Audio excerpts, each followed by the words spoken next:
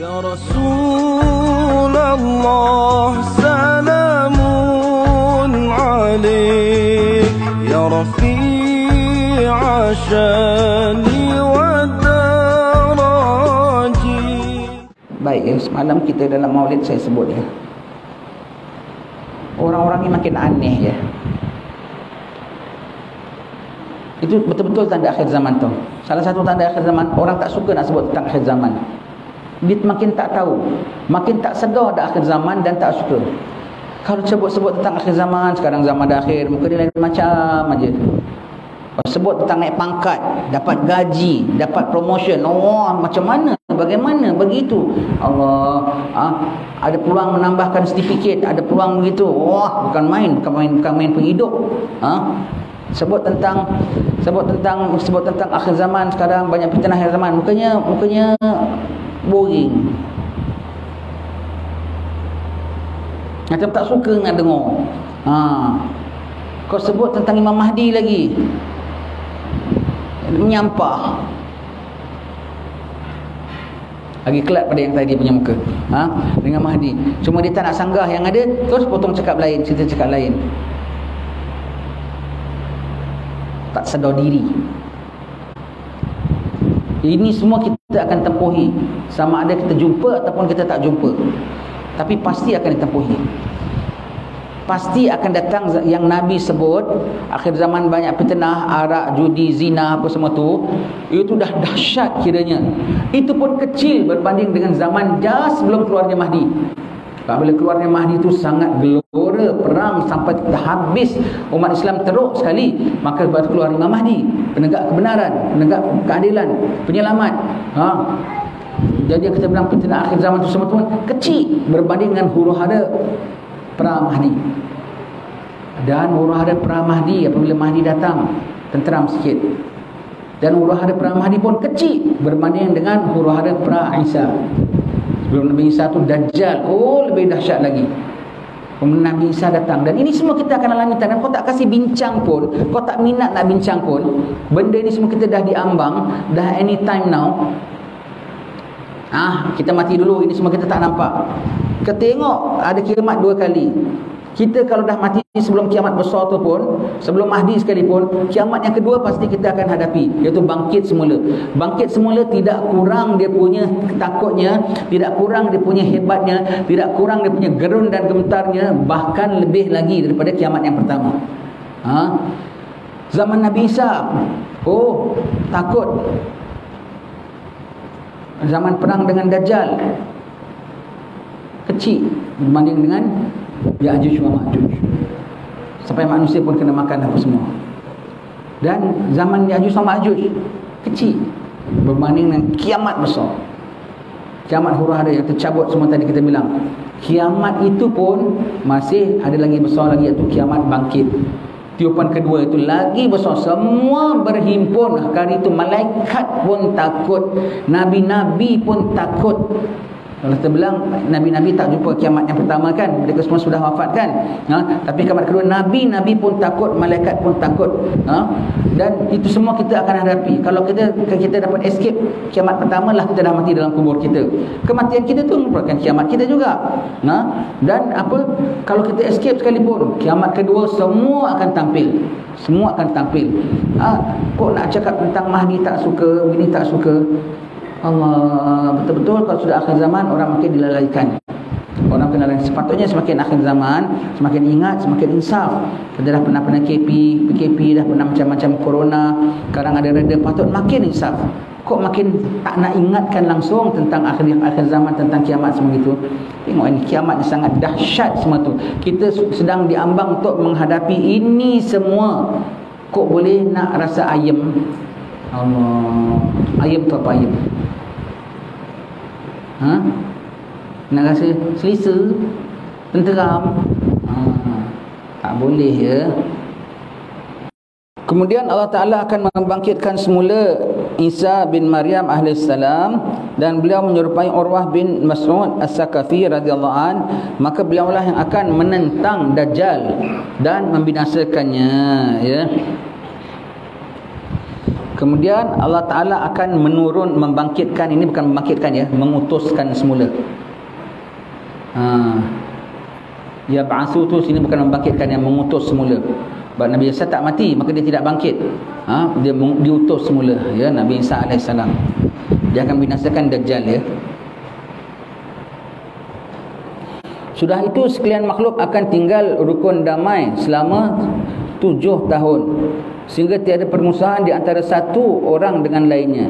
Sudah itu Allah Ta'ala akan mengirim angin ribut dingin dari jurusan negeri Syam. Maka pada waktu itu tiada yang tinggal lagi di atas muka bumi ini seorang yang beriman pun, ataupun yang membuat kebajikan walau seberat biji sawi sekalipun, melainkan akan dicegah oleh angin ribut itu, sehingga kalau ada orang yang cuba melarikan diri ke perut gunung sekalipun, nescaya angin ribut itu akan menjebaknya dan mengakhiri hayatnya.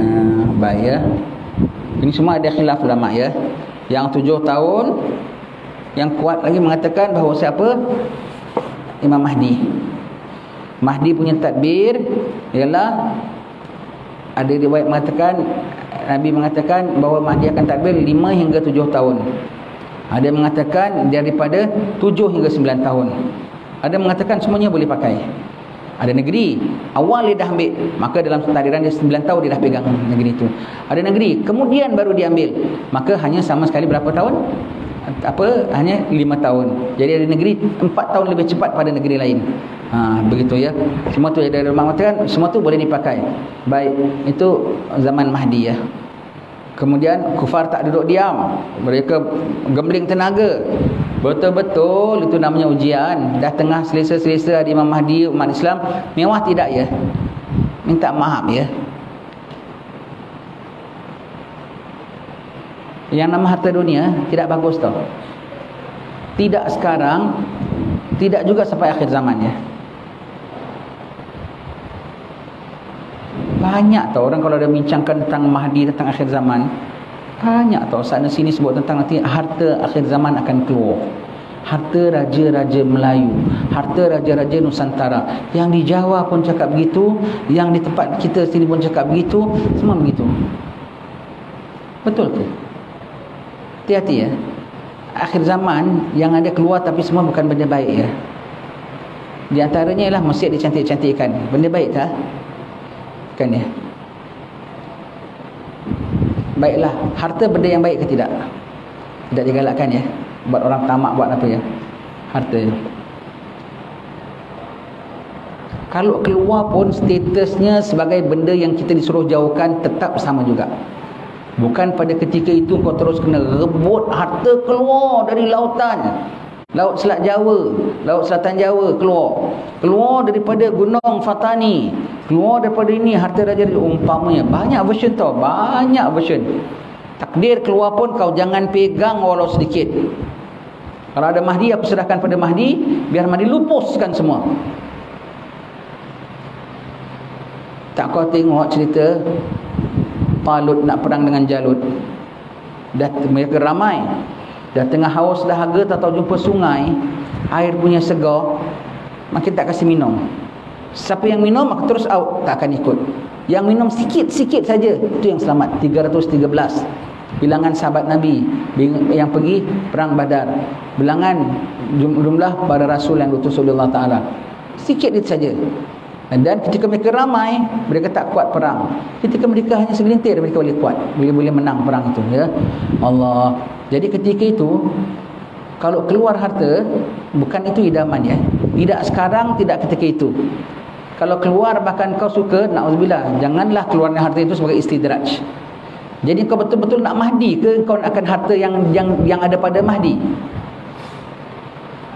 Kalau Mahdi lupus rasanya harta semua tu ya, sebab akan buat orang berebut, buat orang jadi begitu. Ini dah akhir zaman tau, dah nak kiamat. Kau sebut tentang harta keluar, dah plan nanti mewah, nanti balik semula. Kan Mahdi akan kembalikan tanah Melayu ini macam New York ya. Dia akan ubahkan daripada yang belum yang disebut daripada harta laut Selatan Jawa, ada sebut lagi tu, ada sebut daripada World Bank. Yang orang Islam punya, yang diorang freeze kan akan keluar balik. Kok macam-macam semua dari barat ke timur, harta je. Ingat Mahdi begitu punya orang ke? Kan Nabi satu zuhud-zuhudnya ingatkan harta tak? Kalau keluar pun hati-hati, takut itu sebagai istidraj. Kalau betul keluar pun, taruhlah ada orang bilang ada memahami daripada setengah-setengah keterangan, mereka bilang ada. Kalau betul keluar pun hati-hati, takut itu istidraj. Sekarang ni aja ada banyak harta dah bahaya ni kan pula zaman itu nanti. Dan kita akan ditadbir oleh orang yang sezuhud-zuhudnya wali Allah Imam Al-Mahdi, dan lagi sezuhud-zuhudnya di kalangan anbiya Allah, iaitu Nabi Isa alaihi salam. Kok kau nak kena harta pada zaman mereka? Takkah itu bahaya? Kita tak nak sebut keliru lah ya. Takkah itu bahaya? Sekarang aja ada banyak harta, bagus ke? Kok kau punya idam-idam akhir zaman pasal nak harta? Hati-hati. Kalau keluar pun takut-takut itu merupakan istidraj. Allah, cuba elakkan. Hati-hati, jangan terus rasa yang itu jadi pokok target akhir zaman, sebutnya nak keluar harta, nak keluar harta. Nauzubillah, takut keluar harta, keluar sekali iman dalam dirimu sekali. Nauzubillah min zalik ya. Banyak kan kita dengarkan orang cakap kan, ke zaman tu keluar harta dari laut lah, harta macam-macam, harta Nabi Sulaiman lah, harta Nyi Roro Kidul lah, harta Raja-Raja Melayu lah, harta daripada Fatani lah, harta Puteri Gunung Ledang pun keluar juga. Macam-macam version tau, macam-macam version ya. Allah, jangan dia punya keluar sebagai istidraj sudah. Macam orang-orang Talut nak pergi perang, tak tahu dapat sungai minum air kan. Ini tengah nak zaman itu, betul-betul harta keluar macam mana? Kalau aku harap pada itu supaya jangan diidam-idamkan. Baik dia keluar, baik dia tak keluar, jangan idam-idamkan. Takut itu merupakan istidraj daripada Allah Ta'ala ya.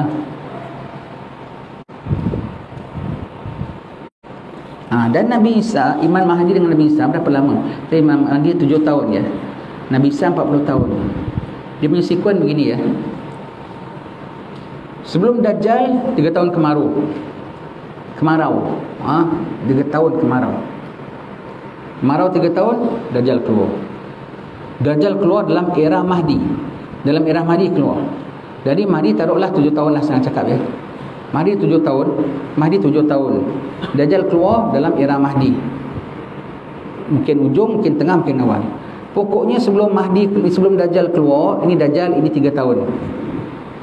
Boleh Dajjalnya dalam era Mahdi, tetapi boleh jadi kemaraunya before tau. Kalau kemaraunya before, dah kemarau perang, Mahdi keluar, maknanya peringkat awal Mahdi Dajjal keluar. Kemudian Nabi Isa turun 40 tahun takbir. Nabi Isa yang bunuh Mahdi, Nabi Isa yang bunuh Dajjal. Tengok ya. Ini kemarau. Ini Dajjal. Ini Mahdi. Dajjal confirm dalam Mahdi. Kalau Dajjal keluar begini, bermakna kemaraunya itu zaman Mahdi. Tapi kalau Dajjal keluar, kalau kemaraunya dah datang dulu, bermakna Dajjalnya awal Mahdi. Kalau Dajjal awal Mahdi, bermakna Nabi Isa dengan Mahdi overlap lama. Kan? Kalau Dajjal akhir Mahdi, bermakna Nabi Isa dengan Mahdi overlapnya sikit. Lepas tu kalau yang ada orang nak tengok kira-kira kiamat berapa hari, berapa lama begitu, kira Nabi Isa 40 tahun, Mahdi 7 tahun, 47 tahun. Kemudian begitu pun gini, lama lagi. Kadang-kadang overlap. Boleh jadi baru berapa hari Mahdi keluar, tak lama Nabi Isa turun. Begitu ya. Boleh jadi Nabi Isa turun peringkat awal Mahdi. Peringkat awal Mahdi, Nabi Isa turun, kemudian berjuang sama umat Islam, hapuskan Dajjal dengan kuncu-kuncunya, kemudian lamalah Imam Mahdi dengan Nabi Isa overlapnya. Tapi pokoknya kita bilang yang mengiringi itu confirm Dajjal di dalam era Mahdi. Confirm sebelum Dajjal ada kemarau 3 tahun. Cuma ini kemarau could be before Mahdi. Kemudian berapa bulan saja kemudian dia Dajjal keluar dalam peringkat awal Mahdi. Could be ini kemarau dalam era Mahdi. Pokoknya Dajjalnya dalam era Mahdi. Dan Nabi Isa pun turun dalam era Mahdi dan pada hari penghabisan Dajjal. Pada hari penghabisan Dajjal ya. Begitu. Kalau awal bermakna lamalah Nabi Isa bersama dengan Mahdi, overlapnya jadi kiraannya semua tu sekali bukan 40 plus 7. Kalau kita tengok dua era ni macam 7 dan 40. 7 dan 40. 40 hari Dajjal confirm dalam 7 tahun Mahdi. Itu confirm dalam 70 tahun Mahdi. Dan intisar dengan Mahdi punya bilangan bukan totalnya 47 tahun. Boleh jadi hanya 41 tahun, boleh jadi 42 tahun, boleh jadi 40 tahun berapa hari saja. Sebab apa? Isanya tetap 40, Mahdinya tetap 7, tetapi dia bukan selepas Mahdi baru Isa. Boleh jadi bertimpa, overlap. So, kalau kira-kira jangan pada itu lambat lagi lah, 7 tahun, 40 tahun, sempat projek ini. Dia timpa ya. Begitu ya. Salawat salam tetap padamu, Engkaulah sang Nabi penyejuk hatiku. Betapa hasrat ingin bertemu kami semua selalu rindu. Allahu Rabbi, ku mohon doa, ampuni salah dan juga dosa. Jadikan kami insan yang mulia, hati yang ikhlas serta bertakwa. Kumpulkan kami dan keluarga bersama